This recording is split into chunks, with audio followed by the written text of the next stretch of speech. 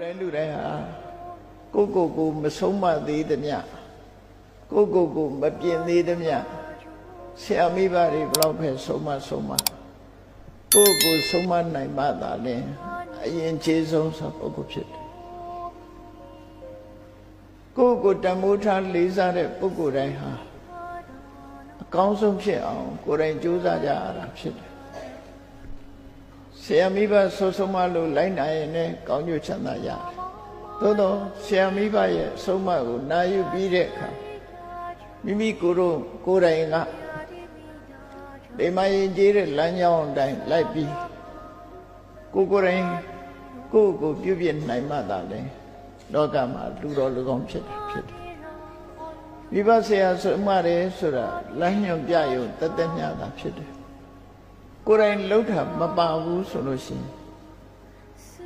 ရင်ပြစုံတဲ့ယဉ်ကျေးမှုဆိုတာမဖြစ်နိုင်တကယ်ပညာရှိသူတော်ကောင်းတွေမြတ်စွာဘုရားကိုယ်တိုင်ကလည်းတရားတွေကိုသတိပေးတဲ့စကားမိန့်ကြားခဲ့တယ်တုံမေဟိကိစ္စံအတ္တပံလို့တဲ့လှုပ်တဲ့ကိစ္စတွေကိုမင်းတို့ကဒီစူးစမ်းရမှာဖြစ်တယ်ငါကတော့လမ်းညွှန်ပြတ်ဆုံးမတဲ့ပုဂ္ဂိုလ်ပဲဖြစ်တယ်ဆိုစကားဟာအလုံးကိုမှတ်ကန်တာဖြစ်တယ်ဆုံးမတဲ့အတိုင်းလိုက်နာသူမလိုက်နာသူဆိုတာ2မျိုးရှိတယ်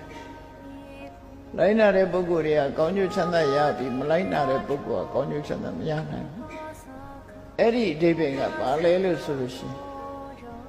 လူတွေဟာကိုမဆုံးမနိုင်သေးသမျှသူများရဲ့အဆုံးအမကိုသာခံယူပြီးကိုမဆုံးမနိုင်သေးသမျှလူလောကမှာအသုံးကျတဲ့ပုဂ္ဂိုလ်ဆိုဖြစ်ဖို့ခဲနေတယ်လို့ဆိုလို့နော်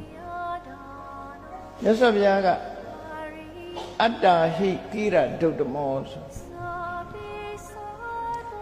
ကိုဆုံးမဖို့ကလွန်ခက်တယ်လို့ပြောတယ်သူများဆုံးမရတာလွယ်တယ်ကိုဆုံးမဖို့ကြတော့ခက်တယ်လူဆိုတာကိုနိုင်အောင်ဆုံးမနိုင်လေမရှိကြဘူးသူများကသာဆုံးမတတ်တယ်အလွယ်တကူဆုံးမတတ်တယ်ကိုယ်တိုင်ကသူများကိုဆုံးမတယ်လို့ကိုယ်တိုင်လိုက်နာမှုကျင့်သုံးမှုကြတော့များစွာခက်ခဲတတ်ကြတယ်ဒါကြောင့်မို့အပြောသမားဘဝရောက်သွားတာတွေအများကြီးပဲနော်မြတ်စွာဘုရားရဲ့ဆုံးမမှာဆိုယထာဝါရီတထာကာရီယထာကာရီတထာဝါဒီဆိုတာအပြောနဲ့အလုပ်ဟာကိုက်ညီစေရမယ်လို့ဆိုတရားဟောတဲ့ဘုန်းကြီးတွေဒီပင်နဲ့ကိုဟောတဲ့တရားကိုပြန်နာရမယ်ကိုကြားရမယ်လို့ဆိုကိုကသာဟောပြီးတော့အဟောဘက်သာနေပြီးတော့ဟောတဲ့အတိုင်းကိုကမလိုက်နာဘူးဆိုလို့ရှိရင်ဒါအဟောတက်အပြောတက်နဲ့ဘာကျိုးမှဖြစ်မှာမဟုတ်နော်ကောင်းကျိုးချမ်းသာရနိုင်တာမဟုတ်ဘူးဒါကြောင့်မို့ကိုဟောတဲ့တရားကိုပြန်ပြီးကြားရမယ်ကိုယ်တိုင်လိုက်နာကျင့်သုံးတာပဲဖြစ်ရယထာဝါရီတထာကာရီကိုပြောသလိုကိုကလုပ်ရမယ်လုပ်သလိုလည်းပြောရမယ်လုပ်ထားတယ်လည်းပုံမပြောရဘူးဒီလိုဆိုလို့တယ်ပေါ့နော်အပြောနဲ့အလုပ်ဟာနှစ်ထွေညီညာနေဖို့လိုတယ်လောကလူတွေကအပြောနဲ့အလုပ်ဟာညီကြတာမေတ္တာမှာရှားတယ်နော်အပြောနဲ့အလုပ်ဟာကိုင်းညီနေဖို့လိုတယ်ကိုပြောသလိုကိုကလုပ်တယ်အပြောတက်ကပြောရတာနဲ့လုပ်ရတာဘယ်အလွယ်တော့ဆိုပြောရတာလွယ်တယ်လုပ်ရတာခက်တယ်ဒါကြောင့်မို့အပြောနဲ့လုပ်နေတာလေလွဲချော်နေတတ်တယ်အဲ့ဒါလို့မဖြစ်ရအောင်ဆုံးမသွန်သင်မှုတို့အရေးကြီးဆုံးကတော့ကိုရှင်ကျေးအောင်ဆုံးမမှုကိုလမ်းပြနိုင်မှုဒါဟာအရေးကြီးဆုံး